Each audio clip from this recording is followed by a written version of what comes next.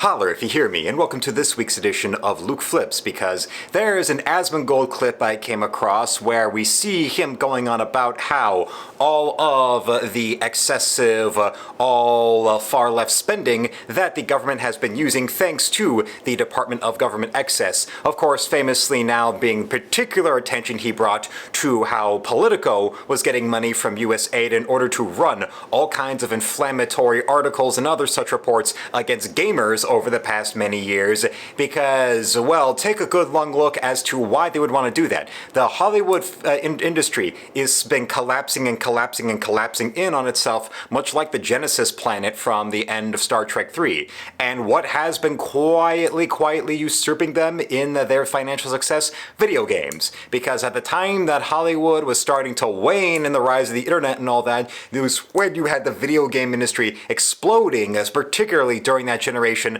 of the PlayStation 2 and the GameCube and all that, and the more and more it grew as it was successful enough to garner its own dedicated cable network, G4, which you may or may not have fond memories of for its rise and fall. I finally do have memories of that. Hell, I was watching G4 religiously even after I walked away from video games in that PS2 GameCube era, because, well, they had programming that was still entertaining and still talked about the subject in an entertaining way. Now, that has to count for something, and it was in that era where still Hollywood is looking down at them for a bit. But then once you got in the wake of Nintendo Wii and PS3 replacing the GameCube and the PS2, that's when quietly all those years and all those decades that Hollywood and the press were ignoring the video game business and treating it as some inbred cousin, like with the comic book business. Although unlike the comic book business, the video game business was able to be run by people that were not economically stupid about their business models, at least in those eras, like they've been on comic books for so long. Mainly because the video game business was not originally formulated by people with mob ties that were looking to go and hire the cheapest talent who would take the stupidest contracts that would give them no credit and no real financial stability or success for it. So that also probably helped. But then, once you get into the 2010s, that's when you start getting into all that situation of little Miss Zoe Quinn and who she was sleeping with to get a bunch of positive reviews of her miserable garbage video game that was just one self-insert wine fest after another. But then when we exposed that, then that's when your mainstream press suddenly started caring about the video game industry, made a massive global little deal out of it, and took a subject that was all about journalists being corrupt and changed the subject to being about feminism. And that's the hustle they've been pulling ever since. While some of the biggest hustlers in that circle, like good old Juanita Stamijan, have now been caught with their business being collapsed, and also their ties, since good old Sheminist Equancy getting a nice big check from US aid right before it shut down. We see all of this and all this excess and all this filth involving journalism, a crime against humanity if there ever was one,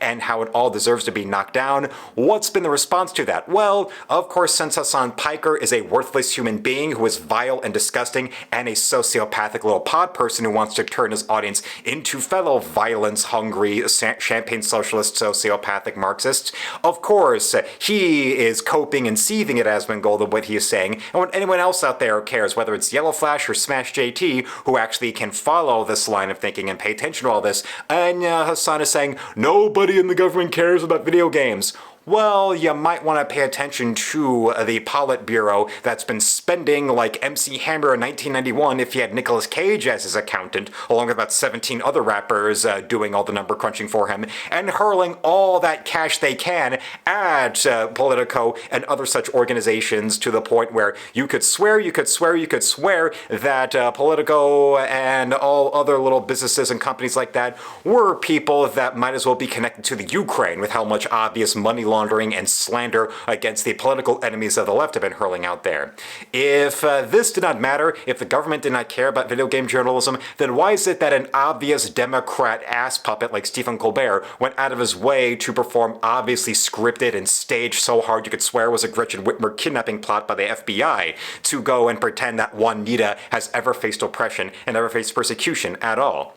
when anybody who knows anything about Juanita or about Hasan himself knows that they have never faced oppression at all. They've never faced adversity. They've never had a taste of desperation. They've never had to earn anything. They've never had to develop an actual skill other than to remind you of their politics or remind you of their melanin count or remind you of their gender. Because, of course, with these kind of people who will go out of the way, like that delusional Biden plant in the Supreme Court, who illegally under-sentenced child abusers and apologized for giving them sentences even though they were illegally lenient, but then also the same moron who will say, I do not know what a woman is, and they'll scream, I am not a doctor. Wrong. Unlike you assholes, you don't need to be a deep state approved doctor to know what a woman is. But, of course, these people, when it comes to someone like Juanita or someone like good old Mercanti, they damn well know the exact definition of what a woman is the second that there is a woman on their side that is getting called out on their